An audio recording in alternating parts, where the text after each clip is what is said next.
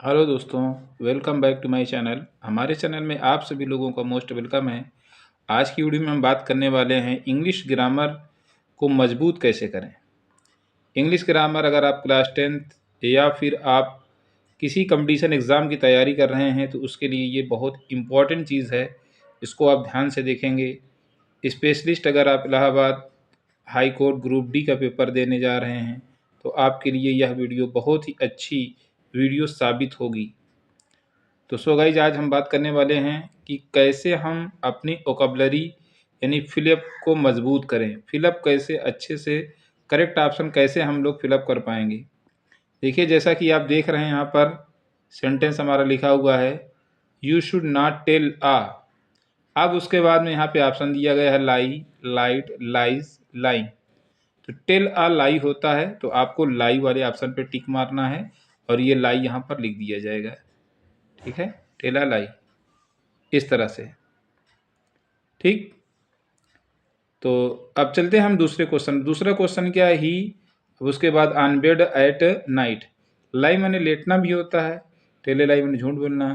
तो अबेड early at night. तो यहाँ पर लाइज, लाइड, लेड, लाई लिखा है तो आपको लाइज, लाइज मतलब कि लेटता है, तो ये वाला ऑप्शन सही होगा। यहाँ पे पहले से ऑप्शन टिक किया गया है, कोई दिक्कत नहीं, हम आपको एक्सप्लेन करके समझा देंगे। ठीक है, अब उसके बाद चलते हम लोग 54 यानी कि तीसरा हमारा क्वेश्चन होगा, the clothes are hang in the balcony. यहाँ पर ये दिया है तो क्या होना चाहिए ना, द क्लॉथ्स आर। यहाँ पर देखिए आर है तो वर्ब में आईएनजी जोड़ना चाहिए, हैंगिंग होना चाहिए था।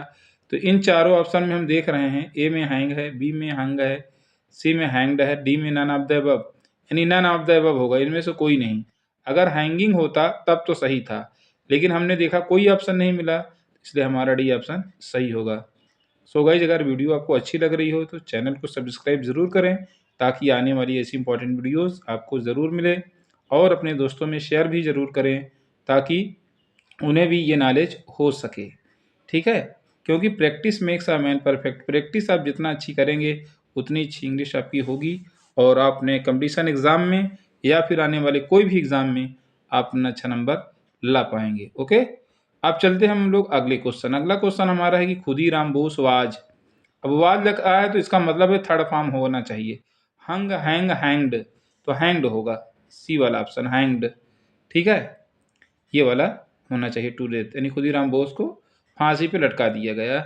ठीक, अब उसके बाद है 56 यानी कि हमारा ये सीरियल नंबर 6 होगा या फिर 5 होगा, उससे मतलब नहीं है। ये क्वेश्चन देखते हैं हम लोग। नेवर, नेवर के बाद लिखा है hide anything from your respect. देखिए, नेवर के बाद जो होता है हम लोग वर्ब की फर्स्ट फॉर्म ही यूज करते हैं। तो यहाँ पर देखिए दो मतलब हाइड ही होगा, नहीं हाइड ऑप्शन होगा। हाइड माने छिपाना, कभी मत छिपाओ। एनीथिंग कोई भी चीज़, फ्रॉम योर पेरेंट्स अपने माता पिता से। तो नेवर के बाद आप देखे होंगे हमेशा वर्ब की फर्स्ट फॉर्म यूज की जाती है। तो यहाँ पर वर्ब की फर्स्ट फॉर्म जो है हाइड ही है, तो ये डी वाला ऑप्शन हमारा सही होगा। अब चलते हैं हम अगला नंबर पर, वो है ही हैज़ अब dot dot spread the perfume in the room. तो ही हैज है तो स्प्रेड का हमारा third form spread, spread, spreading. नहीं, स्प्रेड जो होता है वो तीनों कंडीशन में सेम रहता है, चाहे थर्ड फॉर्म हो, सेकंड फॉर्म हो, फर्स्ट फॉर्म हो। ठीक है, स्प्रेडेड भी लिखा है लेकिन हम उस पर नहीं करके बल्कि ए वाले ऑप्शन पे करेंगे। ए वाला ऑप्शन हमारा सही है। अब आते हैं अगले क्वेश्चन पर, the past for simple, the past participle form of spread. Past participle verb की थर्ड फॉर्म लगती है, तो अभी भी बात कर रहा हूँ स्प्रेड की, तो स्प्रेड का स्प्रेड ही होगा। ठीक है, थर्ड फॉर्म स्प्रेड ही होता है। अब उसके बाद हम लोग बात करने वाले हैं इस पर, the past tense form of sign. Sign का जो पास्ट होता है, साइन, शोन, शोन, साइनिंग ना, तो पास्ट जो होगा इसका शोन ही होगा। ठीक है, शोन होगा, साइन शोन होता है ना कि साइंड होता है। बहुत सारे लोग जिनको नहीं पता वो साइंड में भी मार देते हैं, वो गलत हो जाएगा। ठीक, अब पास्ट पार्टिसिपल ऑफ साइन वही चीज़ होगी। पास्ट पार्टिसिपल का मतलब वर्ब की थर्ड फॉर्म। तो यहाँ पर देखिए हर जगह टिक था, इसमें टिक नहीं है। अब आप खुद देखेंगे कि पास्ट पार्टिसिपल जो होता है ना, उसमें वर्ब की थर्ड फॉर्म यूज की जाती है, तो शाइन का जो सेकंड फॉर्म है वो हम थर्ड फॉर्म है वो हमारा शोन हो, ये हो गया शाइन, शोन, शोन, शाइनिंग।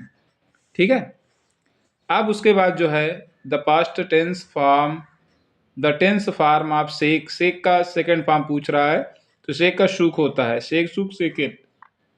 तो पास्ट की बात की है तो शुक हमारा ये ऑप्शन सही होगा। अब चलते हैं हम लोग अगले क्वेश्चन पर। The past participle form of shake, वही चीज़ है यार, शेख का शुक हो गया, बार बार वही क्वेश्चन वो कर रहा है। ठीक है, चलिए कोई बात नहीं। अब हम लोग अगले क्वेश्चन पर चलते हैं।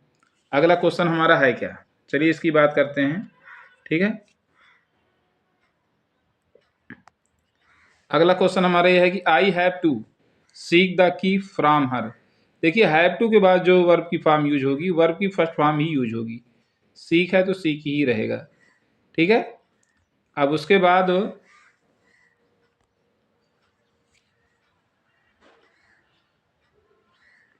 हम लोग अगले क्वेश्चन पे चलते हैं।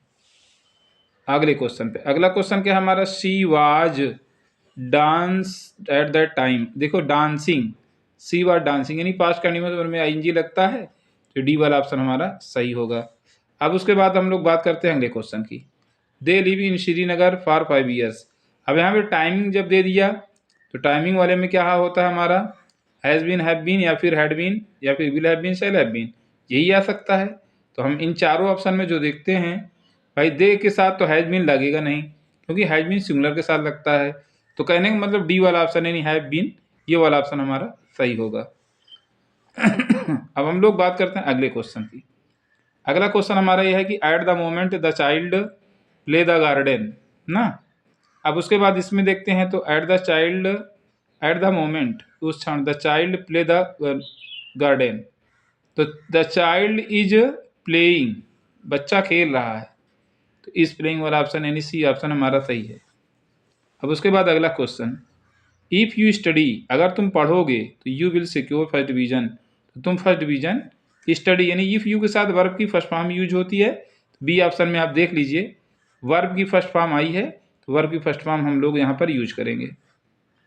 अब उसके बाद 68, she pass the post office on her way to school every day, तो सी पास एवरी डे गुजरती है ना, she pass the post office on her way to school every day ना। तो यहाँ पर अब ऑप्शन देखना है हमको, सी पास, वह गुजरती थी post office on her way to school every day, रोज आना ना, गुजरती थी यानी वहाँ से, तो पास्ड हो जाएगा, पास मैंने गुजरना, और पास होना भी होता है, पास की मीनिंग ऐसा नहीं है। ही रीड सिंस माने, देखिए अगर सिंस और फार अगर दे दिया तो याद रखिए आपको हैज़ बीन, हैव बीन, इसी में से कोई एक लगना चाहिए। तो सिंगुलर नंबर ही के साथ हैज़ बीन, देखिए यहाँ पर हैज़ बीन वाला जो ऑप्शन है, हैज़ बीन रीडिंग, ये ऑप्शन हमारा सही होगा। बहुत हैव बीन दिया गया है, हैड बीन भी दिया गया है, और इज रीडिंग भी दिया गया है। अब यहाँ पे देखिए सिंस मॉर्निंग, सुबह से पढ़ रहा था, तो हमने सुबह की बात है तो प्रेजेंट में ही होना चाहिए ना, पढ़ रहा है, यही वाला ऑप्शन सही है। वैसे हम हैड बीन भी कर सकते हैं, ऐसा कुछ नहीं है, क्योंकि सुबह से भी पढ़ रहा था ऐसा भी क्वेश्चन आता है।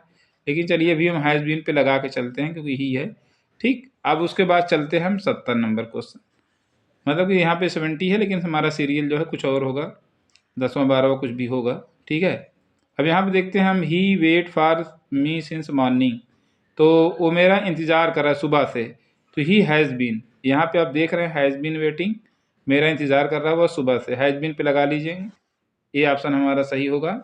अब उसके बाद हम लोग बात करते हैं अगला, the sun dot dot shine by day, दिन में चमकता है सूरज ना, द सन। अब यहाँ पर कोई ऑप्शन नहीं है, देखिए अब आपको पता चलेगा कि ऑप्शन सही होना चाहिए। द सन शाइन्स, सूरज चमकता है, बाई डे, तो यह साइंस वाला ऑप्शन यानी सी ऑप्शन सही होगा। ठीक है, हैड बीन शाइनिंग, टाइमिंग तो दिया नहीं है, तो नहीं हैड बीन लगा देते। The sun is shining by day, सूर्य दिन में चमक रहा है, या चमकता है, ज़्यादा बैठ रहा है ना।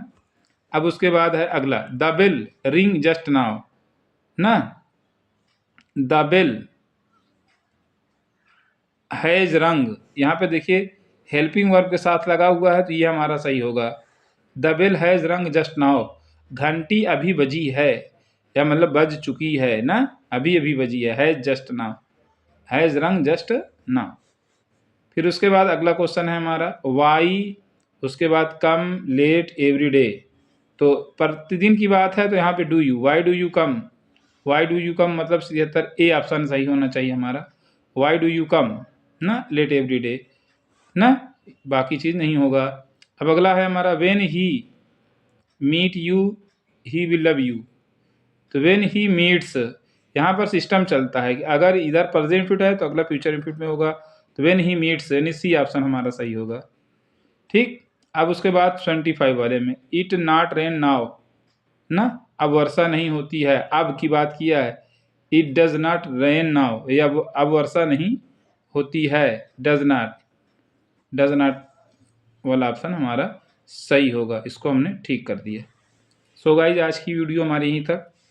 गाइज वीडियो कैसे लगी आप कमेंट बॉक्स में अपनी राय ज़रूर दें और चैनल को सब्सक्राइब, लाइक और शेयर ज़रूर करें।